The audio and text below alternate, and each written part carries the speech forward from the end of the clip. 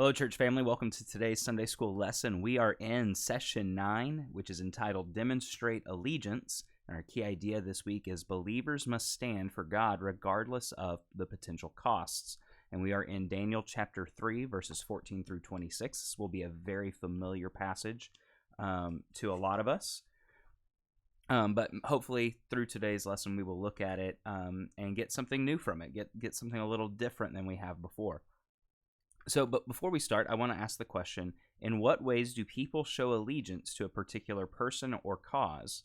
A lot of classrooms today, I would say a majority of classrooms today in America still say the Pledge of Allegiance, at the announcement time, if that's at the beginning of school or the end of school, whenever that might be. They will say the Pledge of Allegiance. They'll also say the Pledge of Allegiance to the Texas flag. And there are also a lot of jobs that do that. A lot of state and government jobs, federal government jobs will do the same kind of thing. People will declare their allegiance to their country, to their state, to their job, their families, or their favorite sports teams. You'll see that especially with Cowboys fans. Even though the Cowboys don't have great playoff records, the Cowboys fans are fans through and through, and year to year they will be disappointed, but they will still put on the jersey, they will still wear the colors, they will still hold game parties and have people over for food and drinks and to watch the game and declare their allegiance, not in so many words as the Pledge of Allegiance, but through their actions. We do the same thing with our families and with our jobs. When we put things as priorities, we are declaring our allegiance to those things. But God calls us as Christians to ultimate allegiance to Him. So everything else is beneath our allegiance to the Lord. Our allegiance to the Lord should trump everything. If there's something that our job wants us to do that goes against what the Lord tells us to do, we should not do that thing, and definitely make that known.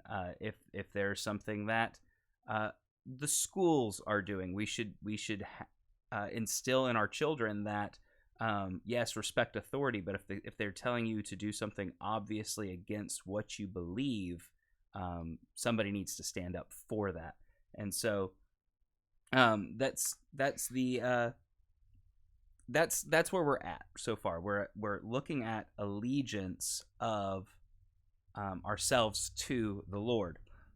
So just some context for this lesson. We have Nebuchadnezzar in chapter 2. Nebuchadnezzar had a dream about a statue, and it's the statue that he had the dream about is the statue that he built. He ended up building one very much like the one in his dream, and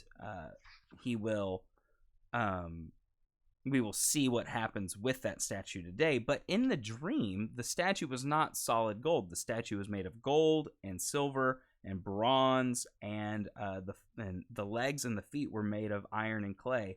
And Daniel told King Nebuchadnezzar that this statue represented all the kingdoms of the world. We had the really rich ones on top, the less rich ones in the middle, the ones that would be more industry with the iron and bronze and stone at the bottom, and but that statue gets crushed by a rock that falls and rolls from a high mountain. The rock broke from a mountain and crushed the statue. Daniel said that was the Lord and His kingdom crushing all the other kingdoms, meaning that God's kingdom is above all and more powerful than any other kingdom of the earth. So with that interpretation of his dream, Nebuchadnezzar made Daniel a ruler over the entire province of Babylon and chief governor over all of the wise men of Babylon. So before this, when he first had the dream, Nebuchadnezzar, he had a bunch of wise men brought to him to interpret this dream. They couldn't do that. And so then he had the whole list of wise men, including Daniel, Shadrach, Meshach, and Abednego, all scheduled to be put to death. And so Daniel and his friends, they prayed to the Lord, and the Lord gave Daniel the wisdom, and that's what saved him and his friends. They were taken off that list for Daniel's interpretation of the king's dream. And so now we are in chapter 3. That was chapter 2. Now we're in chapter 3, and we're starting in verse 14. So let's go ahead and read that together. And we're going to read all the way through verse 26. Nebuchadnezzar asked them, Shadrach, Meshach, and Abednego, is it true that you don't serve my gods or worship the gold statue I have set up? Now if you're ready, when you hear the sound of the horn, flute, zither, lyre, harp, drum, and every kind of music, fall down and worship the statue I made. But if you don't worship it, you will immediately be thrown into a furnace of blazing fire. And who is the God who can rescue from my power? Shadrach, Meshach, and Abednego replied to the king, Nebuchadnezzar, we don't need to give you an answer to this question. If the God we serve exists, then he can rescue us from the furnace of blazing fire, and he can rescue us from the power of you, the king. But even if he does not rescue us, we want you as king to know that we will not serve your gods or worship the gold statue you set up. Then Nebuchadnezzar was filled with rage, and the expression on his face changed toward Shadrach, Meshach, and Abednego.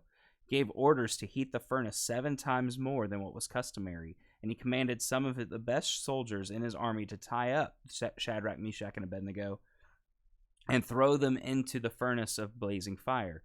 So these men, in their trousers, robes, head coverings, and other clothes, were tied up and thrown into the furnace of blazing fire.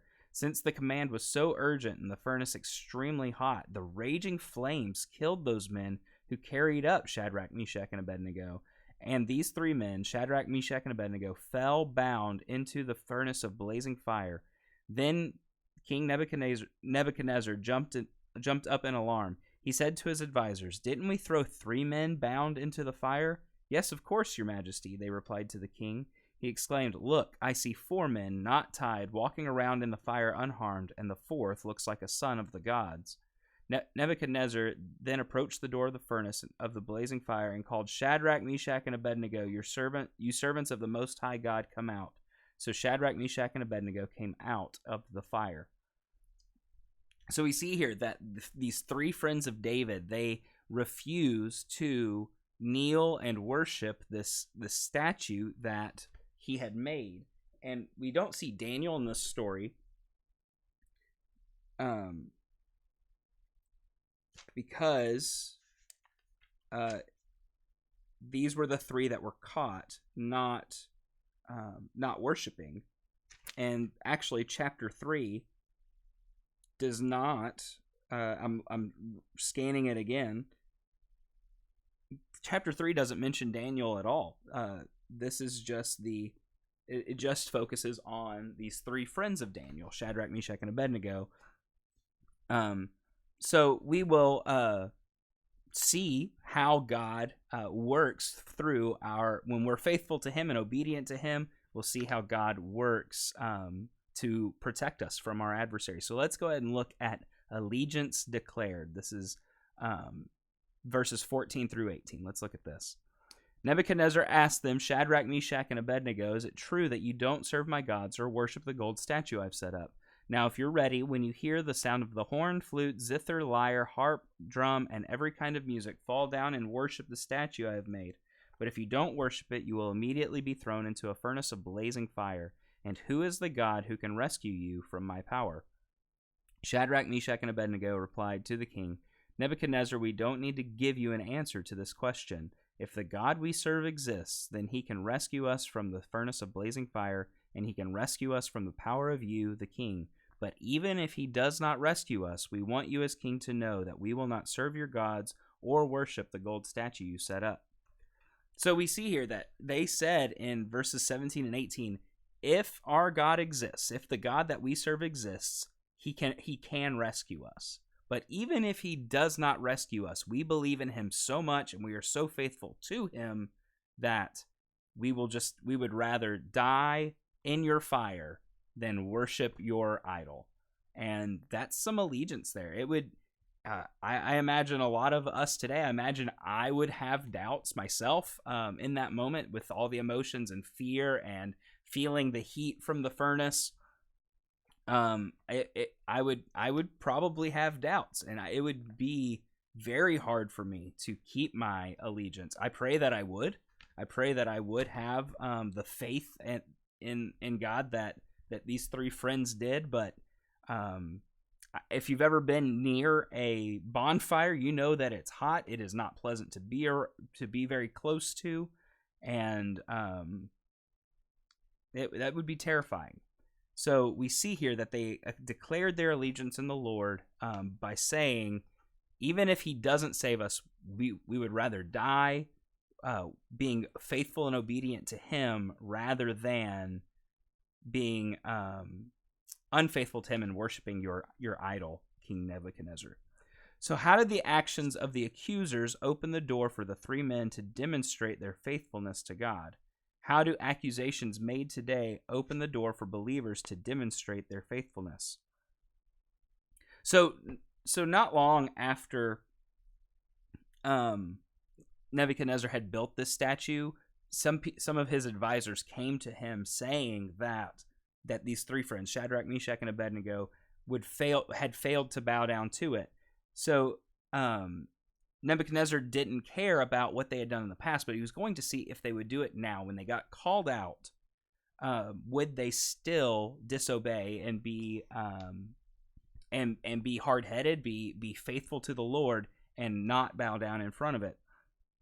And he says, if you will bow down, everything will be fine. All will be well. But if you don't, you will be immediately thrown into the furnace of blazing fire.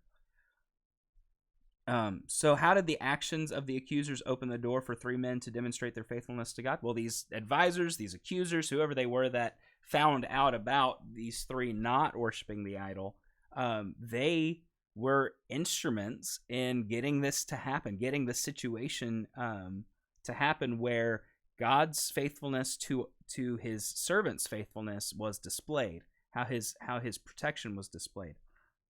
They noticed that these three were not doing what the king had decreed. Instead, they were doing their own thing, and they tattletaled. They went to the king and said, hey, these three aren't worshiping the idol that you set up. Something should be done about that, because they're like advisors, and they're in your court, and it looks really not good on you for three of your most faithful advisors to not be worshiping the idol you made.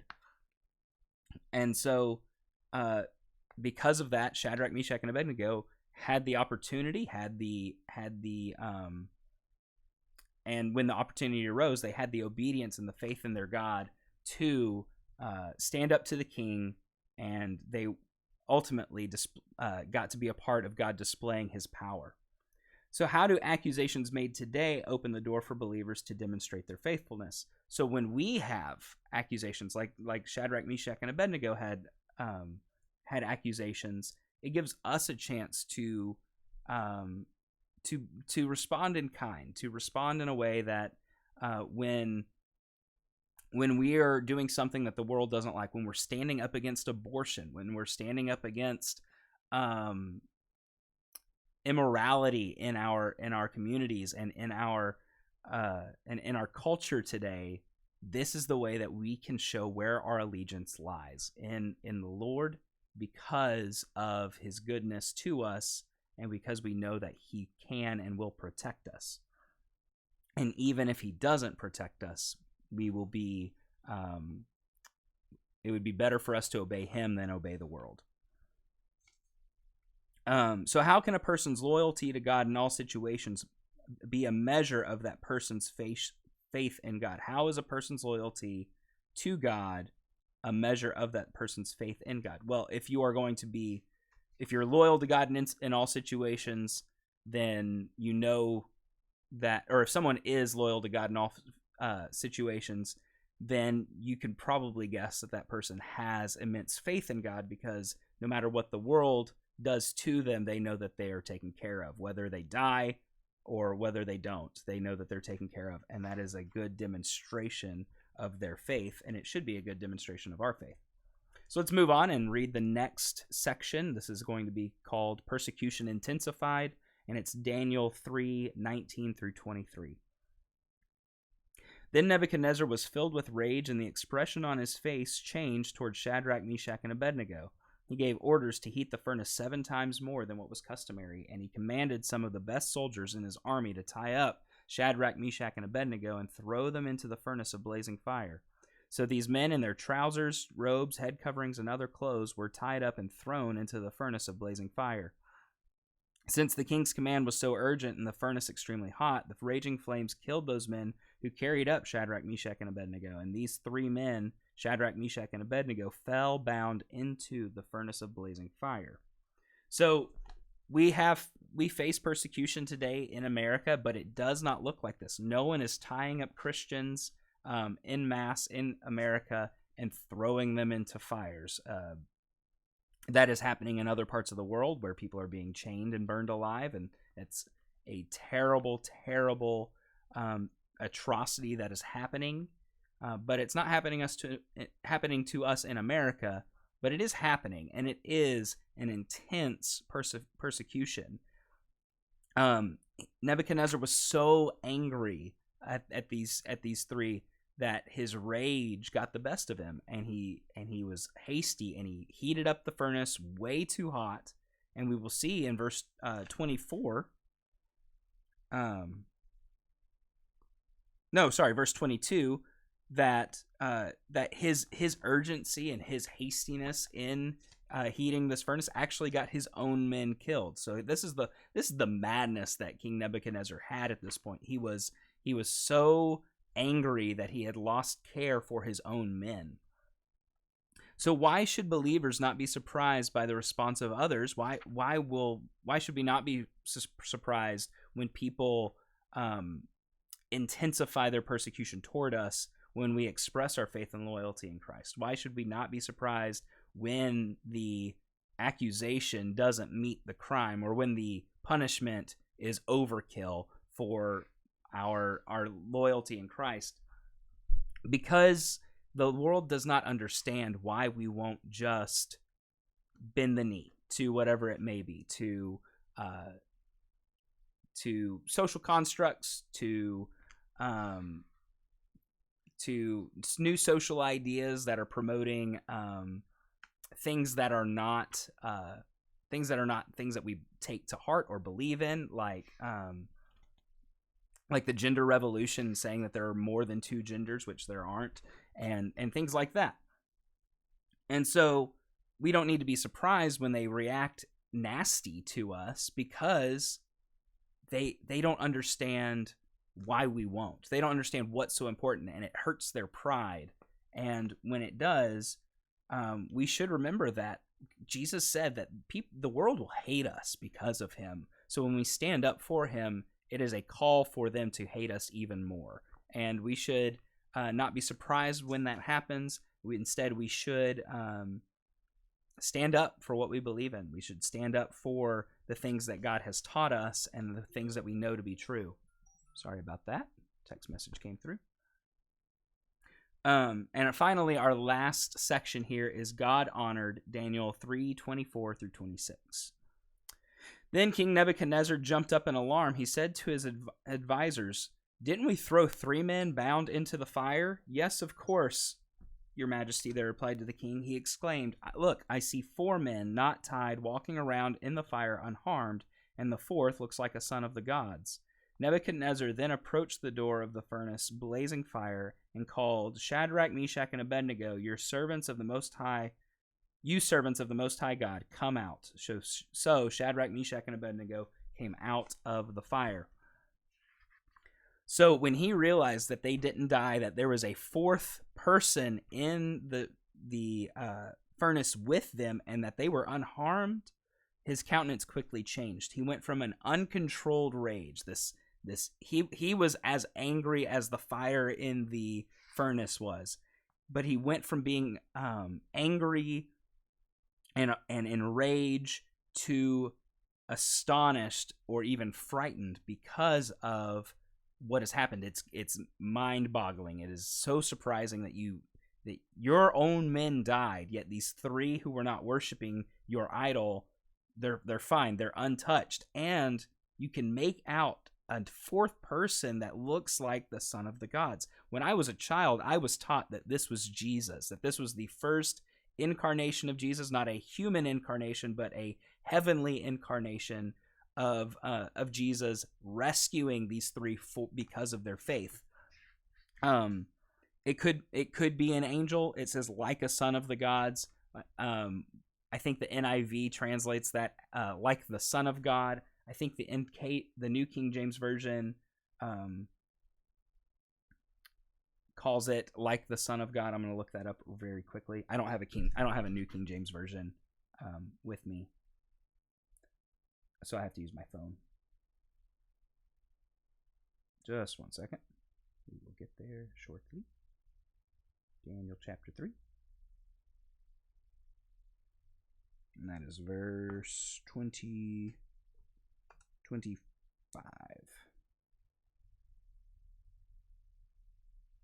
So in the New King James, it says that like the Son of God. Look, he answered, I see 4 men loose walking in the midst of the fire, and they are not hurt, and the form of the fourth is like the Son of God.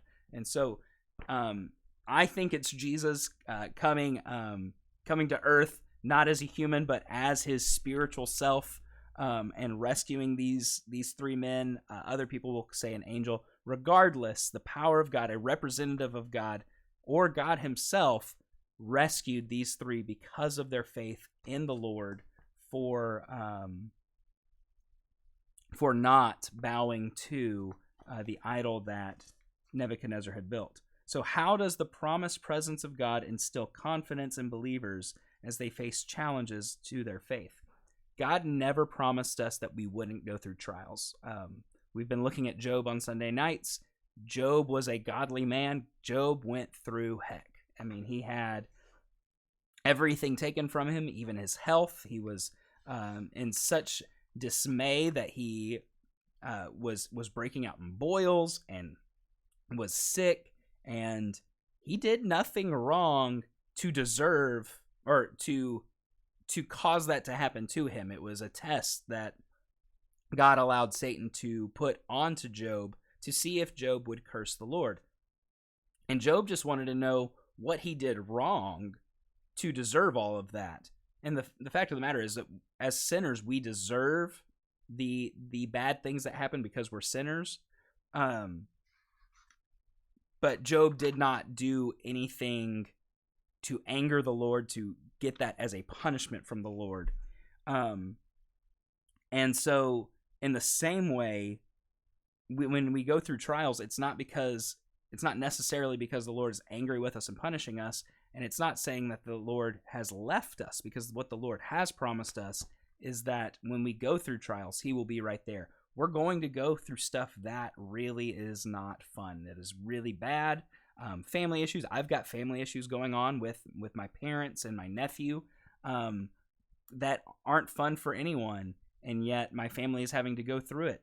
No one in my family has done anything wrong to go through this, to be put through this, but it is a test of our faith, and we need to rely on the Lord to get us through it. And this promised presence of God, that he will be there through all those trials, is so comforting, because we're not alone when we're going through that. And I hope that's what you take away from today, that when we are faithful to him, God is always faithful to us. Even when we're not faithful to him, God might chastise us, but as we've seen with Israel, he will always restore us. So I want that to be what you take away today, that when you're faithful to the Lord, you have the promise of his presence through whatever it is that you're going through. So I look forward to worshiping with you very soon. Bye-bye.